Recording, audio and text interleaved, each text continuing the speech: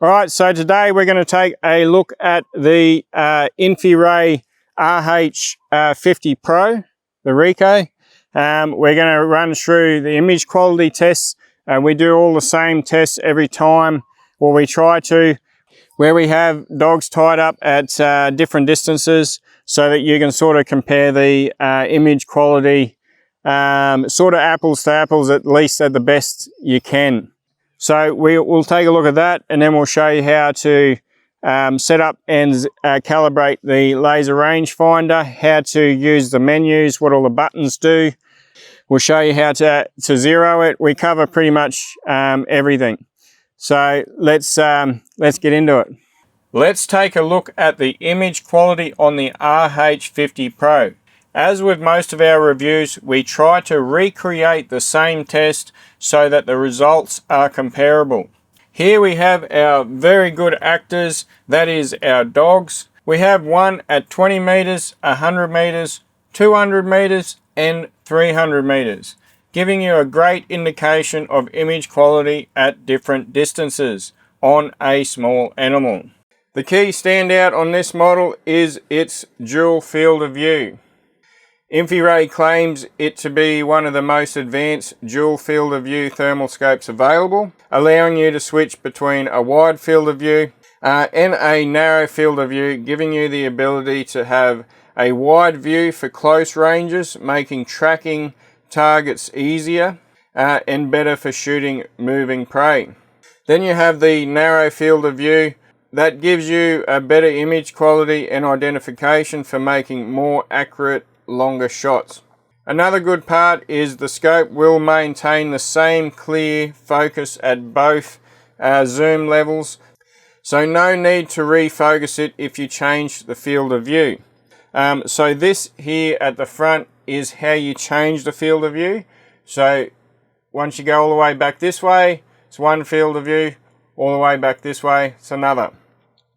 And it seems to be pretty accurate and not finicky, so you can quickly change without having to fiddle too much to get it right, which is pretty good. You only have to zero the scope for the one field of view, which is awesome. It will automatically be zeroed to the other.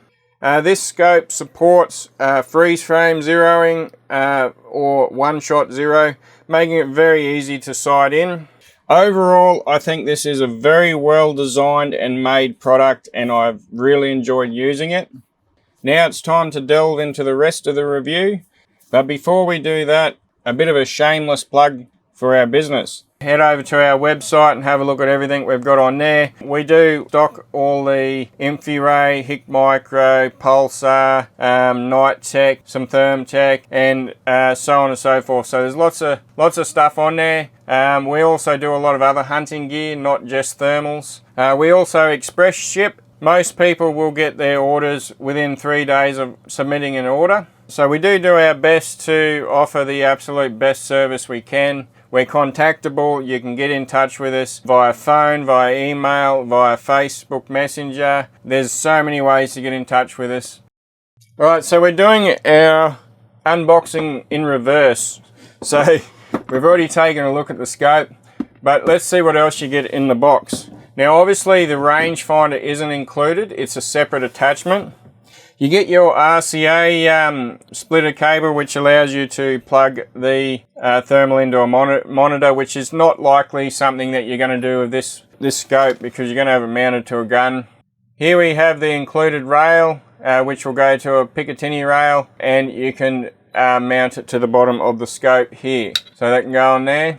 Same as the rangefinder, these have levers for tightening to your pick rail and vice versa. These little buttons on the side here allow you to pop them out.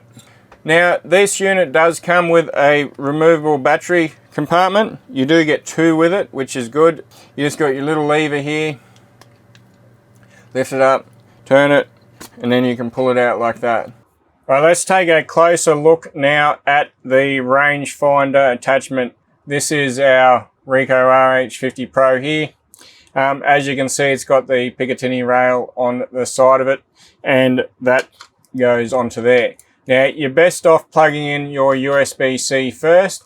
and then you can put your attachment on. Now it's got these, it's got a lever system, a quick release lever system. And then on the side here, we've got a little button that helps to push that lever out once we want to get it off again because it gets tight. And you've also got a Torx head screw there, which I haven't played with, but I'm told that that's can adjust the tightness of this lever as well. So don't quote me on that, but I'm just trying to get this review done as quickly as possible. All right, so basically all you want to do is you want to put this on as central as possible on your mount like that. All right, so that's it. That's the laser rangefinder. But anyway, we'll move on. Now these things are hard to record, the actual menu functions. We've got to hold the camera up to the actual front of it to get the recording. All right, so now we're just going to show you how to actually use these devices. So to turn it on, you got the power button here, press and hold it, let it start up, takes a little while. And then with these devices actually come in monocular mode. To activate the advanced features and the scope functions, you need to press and hold these three buttons for 5 to 10 seconds. The icons will change at the top. So you'll have A100, M, things like that will pop up. That means it's active into scope mode now. You have the zoom button here, is the first one back from the power button. You have the M menu button or mode button in the center. Then you have your photo and record button on the end. Now to activate the quick menu, so there's two menu systems, a quick menu and a main menu or full menu. So to open the quick menu, you just need to press it once, and then the icons at the top of the screen will come up. Once they're up, you can press it one more time and the side menu will pop up, the quick menu. Now you use the zoom button and the picture button to navigate between those menus, so you can go up and down between each option. And then you can press the M button to actually make changes. So right now we're changing the brightness, and then you got the contrast. All right, and then you got your zeroing profile on the bottom here. And then your black height up the top. You can change your color palettes there. All right, so then to close that menu down, you can press the power button or press and hold the M button again, and that will close it down. Now to get into the full menu, you press and hold the M button until the full menu opens. So now we're going to press it and hold it. For any of these menus to open, you have to make sure the top icons are visible. So one press of the M button will show the top buttons like so, and then press and hold to open up the full menu. It's pretty self-explanatory. We're not going to go through every single option, but you've got the video out option there, you've got your Wi-Fi, and you've got your automatic calibration in here. You can turn it to manual. One press of the power button will do a manual calibration if you put it in manual mode. Alternatively, the calibration will automatically happen and a timer will pop up at the top of the screen saying that it's about to do a calibration, and when it does, the screen freezes for a bit. So it's a good thing to keep in mind if you are about to take a shot. Then you got your compasses and all that stuff. Down the bottom here we have our reticle. So we can actually go into that and turn our reticle on. And in here we can set our different profiles. We've got A, B and C. We've got our reticle type here. So we can change through all the different reticles.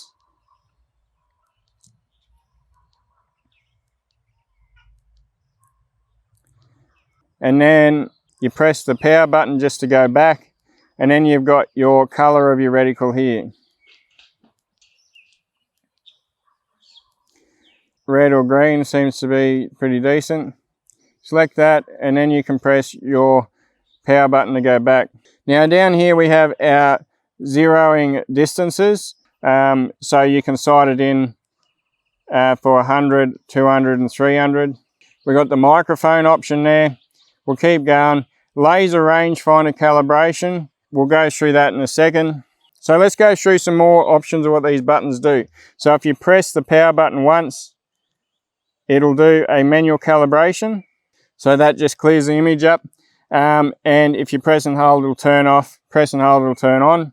Now you have your zoom button. You press it once, bring up your top menu. Press it again, and you're zooming in, and you're zooming in. Press it again, and you're zooming in, and then you press it one more time. It goes back to 0. All right. And now if you press and hold the zoom button, it'll bring up your picture-in-picture mode up the top there, and press and hold to disable that. Now on your record button here, if you just press it once, it'll take a photo. If you press and hold it, it'll record and start making a video. So that's the basic functions there. Now at the front of the scope, if we turn this, this will change the field of view, optical zoom, and this here is your focus ring. So if you turn this knob, it'll focus the image in. And then obviously on the side here, we've mounted the laser rangefinder. The front here, we have our eye focus relief. Got a nice cup on the front here, which is good. And then everything else is pretty self-explanatory, but let's do the laser rangefinding calibration. Right, to calibrate the laser rangefinder, you go into the menus here, you find laser calibration, you select it. Now you have X and Y axis, so you can move this little crosshair here. What you want to do is you want to put your red dot on your target. As you'll see here, we have a laser coming out of the rangefinder, and then you want to move this crosshair to that target, so then it's lined up with the laser. Now I'm not going to move that right now because I'm trying to record this with another camera, and if I move, it's just all going to go to shit. So what I'm going to do is just video where the laser is on this tree here, so you can actually see what I'm talking about. So on the tree here, you want your crosshairs to be on the red dot. So you want to put your red dot on a target, and then you want to put your crosshair to that target in the scope itself. Now that's how you do the calibration of the laser rangefinder. Once all that's done, you can save your settings and get out of it. We've got to make sure our top menu bar is active before we press the buttons. So zoom button and photo button, hold it in, and now you'll see up in the top corner there, we're only 13 meters away from this tree. So we've got a nice range find on that tree there. And that'll run continuously, which is pretty awesome. So the laser rangefinder has been calibrated now, and we've activated it, so we're ready to go with the rangefinder. All right, so now we're going to show you how to zero the thermal in. I'm not going to go into explicit detail, but I'm going to give you a quick rundown. So you press and hold the M button. You bring up your main menu. Just remember, once again, the menu is not going to activate unless the top icons are visible, which is a single press. Now you want to go through all the way down through this menu until you get past, and then you'll come to this zeroing section here. Now you can do 100, 200, 300 or whatever you want to do, but it's only going to be sighted in for that selected distance. So if you change it, it doesn't mean it's sighted in for that distance. You've got to literally sight it in for each one. Now you can select it, you can make changes to it, so we can actually change this to a different meterage, and you can keep pressing the M button to cycle through the different options. So we could go precisely to 157 meters if we wanted to. And we just want to press once, press again, and then we are in the actual zeroing function. Now all you want to do is you want to line your reticle up on the target that you want to sight it in on, and then you want to take your shot, and wherever that shot lands, you just want to hold your reticle where you're aiming, and then you want to do a freeze frame, and then move your reticle to where the shot actually landed. So I'm going to go out and stick something on there to simulate where the shot landed. All right, so now that we've taken our shot, and you can see the little black dot there up to the top right. Now that's just a bit of foil I put out there to simulate it. Now what you want to do is, we want to do a freeze frame now. So we want to hold our crosshair where we're aiming. right, where we're aiming, and then we want to press and hold the zoom button and the picture button, and that freezes it. So now we can move the scope as much as we want, and the image is not going to move. So we're right now, we can actually focus on just getting it zeroed to the impact. So now what we want to do is we want to press the M button on our X axis and it'll start flashing. Now we can move it right across and get our line lined up with our impact there. Now we press M again to save it, and then arrow to go down to we use the picture icon to go down to the Y-axis, and then M again to select the Y-axis. And then we want to move our reticle up all the way to our impact location. Now once that's done, you want to press and hold the M button to save it. All right, now it's saved, so it's zeroed in now. That's where the impact is going to be. All right, just a quick tip. If you are doing this during the day or even during the night, if you're having trouble seeing your target, try a different color palette. Black hot is usually better during the day. You can use white hot, or just try them and see what works. If you're using a foil target, you want to try and have it tilted on a bit of an angle, 30, 40 degrees or whatever, and that will make it show up more visibly. But other than that, it's pretty straightforward. You can just use pieces of aluminium foil that you cut out, or you can buy these aluminium targets, reflective targets. They're quite good. Now when you change your reticle and that, it will change it for every single profile, so you can't change it just for one. So no matter what profile you select, it's going to have the same reticle. So we've got our profiles in the reticle section where you can actually, so we've sighted in profile A. So as you can see, I select A and it goes back up to where we zeroed it. Now if we had a different gun, we could go in here and we could go to B. This might be our 22. We're going to sight that in now. So then you'd go back out of it, you'd go back down to your zeroing, and you'd do your zeroing again for that firearm. That's about all I can think of at the moment. That should give you at least the bare essentials on how to use it, and hopefully you can figure it out from there. If you found this video helpful, please like and subscribe to us. We aim to make reviews and guides on not only thermal and night vision products, but also other hunting equipment as well. So keep your eye out. We would also love it if you would consider making your next purchase with us. We aim to offer the best service and deals on a massive range of hunting products. And I am positive that your experience dealing with us will be absolutely amazing. We also have a Facebook group dedicated to thermal, so feel free to check that out. Over there, you can discuss thermal equipment with thousands of other people as well as us. To see what we have on offer, visit our retail website or give us a call anytime. If you give us a bell, we can offer a more personalized experience to give you the right information for you to make the best decision about your purchase. One last thing, we have a website called UHunt that has smartphone and TV apps for you to watch exclusive hunting content. These are full-length movies and TV shows for you to enjoy. It's also a social network for hunters with a premium side to it. And if you do upgrade, you get some nice discounts on everything sold at Bristle Up Hunting Supplies, which is great because it basically pays for itself. All right, you absolute legends. Thanks for watching. I'll see you again soon. Get out there and get amongst it.